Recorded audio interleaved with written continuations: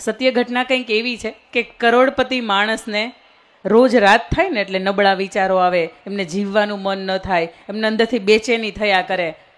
ભગવાનની દયાથી કરોડપતિ હતો, ભગવાનની દયાથી સંતાનોનું સુખ હતું, દીકરાઓ બહુ સારા હતા, પત્ની એમના કયાગ્રા હતા, બધી જ રીતની સાહેબી, પણ છતાંય અંદરથી સાંજ પડે એટલે થાકે, હારે અને ન કરવાના હોય ને આવા વિચારો કરે.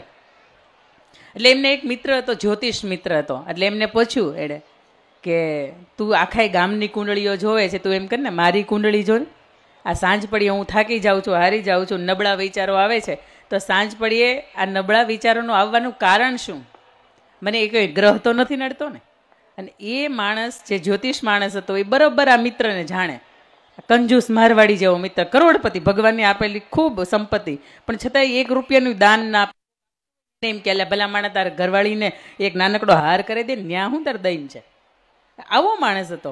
એટલે પેલો વ્યક્તિ એને બરાબર જાણે. એટલે એ વ્યક્તિ એવું કીધું કે મારે તમને કુંડળી જોઉં ને એ પહેલાં મારે તમને 3 સવાલ કરવા છે, કરું? એટલે પેલો મિત્ર એવું કહે છે કે હા કરો. એટલે સૌથી પહેલો સવાલ કે મારો કે તમારા કુટુંબની અંદર ઘણા એવા યુવાનો હશે, એમાં કોરોના ગયા પછી અત્યારે આર્થિક સંકળામણ જે સુરતની માથે આ 2 ધારની તલવાર લઈને મંડાઈ રહી છે, એ મંદી ડાયમંડના ઉદ્યોગની અંદર.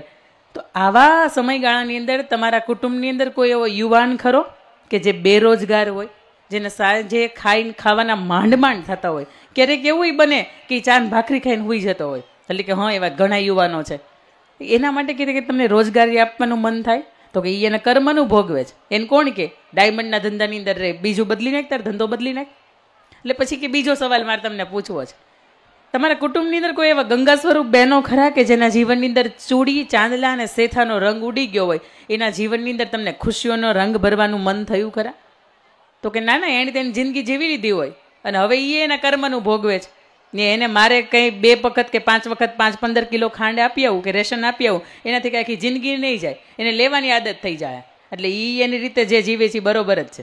એટલે કે મારો ત્રીજો સવાલ છે, તમારા પરિવારની અંદર, તમારા ગામની અંદર કોઈ એવા બાળકો ખરા કે જેને ભણવું છે પણ છતાં એના પરિવારની આર્થિક પરિસ્થિતિ બરાબર નથી કે જેના કારણે એ ભણી નથી શકતા? એની અંદર ખૂબ ગજબનું ટેલેન્ટ છે પણ પરિસ્થિતિ નથી એટલા માટે ભણી નથી શકતા. તો કે હા, એવા ઘણાય બાળકો છે. તો કે એના માટે તમને કંઈ ભણાવવાનું મન થયું ખરું?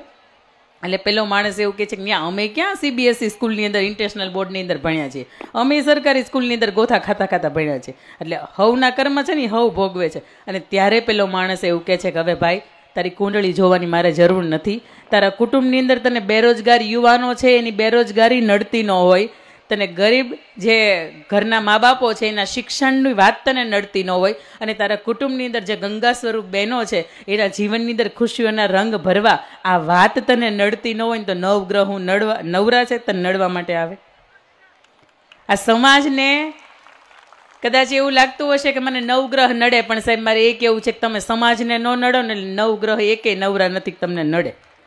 સમાજ માટે જે માણસ ઉપયોગી થતો હોય, તન મન અને ધનથી જે માણસ ઘસાતો હોય, એને દુનિયાની કોઈ પણ તાકાત ન નડે. અને એને કુદરતની અદૃશ્ય શક્તિ છે ને એ હંમેશા એની સાથે રહેતી હોય.